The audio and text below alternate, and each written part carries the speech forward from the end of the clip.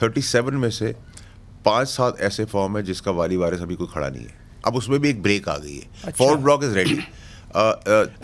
Forward block P T I میں forward block تیار ہے. تیار اس طرح ہے کہ تقریباً کوئی جو اس کی اسکروٹنی ہوئی ہے, فلٹر ہوئی ہے, یہ آپ کو انٹرسٹنگ بات بتانے جا رہا ہوں. اچھا, اس کے اندر 7-8 کی اگر ضرورت ہو, کیونکہ 2/3 میجورٹی کے لیے اور راستے بن رہے ہیں.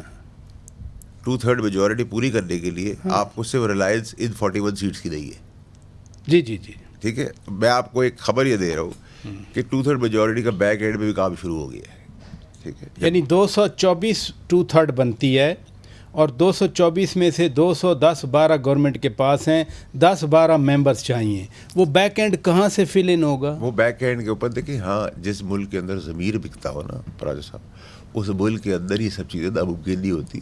یہ جمہوریت کا جس کو آپ حسن کہتے ہیں, جس میں سب کچھ بکتا ہے اور سب کچھ دکھتا ہے, یعنی کسی اور سیاسی جماعت کو پراجا صاحب دیکھیں, جو میں اکتوبر سپٹمبر کی باتیں وہ آج تو آپ کے شعبے نہیں کروں گا, وہ میں اس سے 15 دن پہلے کروں گا.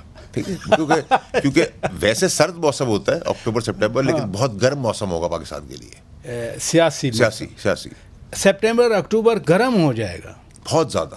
ٹھیک ہے جی, تو ابھی تو بہت سارے مراحل باقی ہیں. اچھا, یہ ایڈ ہاک ججز لگانے کی بھی بات ہوئی کہ 4 ایڈ ہاک ججز لائیں گے, 2 نے تو انکار کر دیا کہ ہم نہیں آ رہے. آج بیرسٹر گوہر خان نے کہا کہ ہم اس معاملے کو سپریم جوڈیشل کونسل میں لے کے جا رہے ہیں.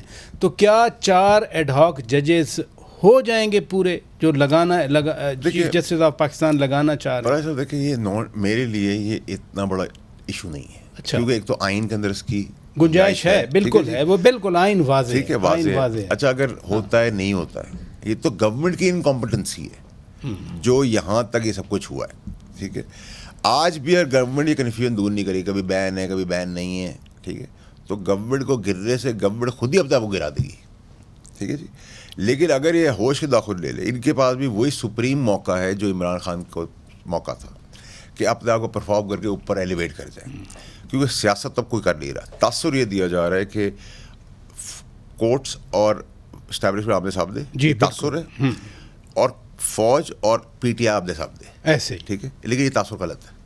تو اصل تاثر غلط ہے. اصل حقیقت کیا ہے؟ یہ تاثر کا جو بوجھ ہے نا وہ گورنمنٹ کو اٹھا رہا ہے.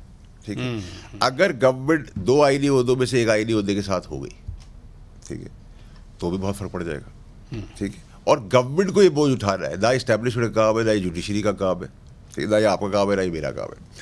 اب اس تاثر کے اندر اگر گورنمنٹ یہ سمجھ رہی ہے کہ ہم بہت ہوشیاری دونوں طرف وکٹ کے کھیلیں گے, تو کلین بولڈ بھی ہوں گے, وکٹیں بھی ٹوٹے گی. آپ سمجھ رہے ہیں کہ گورنمنٹ دونوں طرف کھیل رہی ہے؟ دونوں طرف کھیل رہی ہے. کیسے؟ ایک طرف آ کے وہ کہہ رہی ہے کہ جب انہوں نے ڈیسائیڈ کر لیا بین کا, میں نے تو کئی مہینوں پہلے بتا دیا تھا, اور آپ نے مجھ سے سوال کیا تھا شاید, آپ نے کہا تھا گورنمنٹ نے تو ایسی کوئی بات نہیں. میں نے گورنمنٹ ہمیشہ میری بات کو دیر سے بات کرتی ہے, لیکن کرتی ضرور ہے.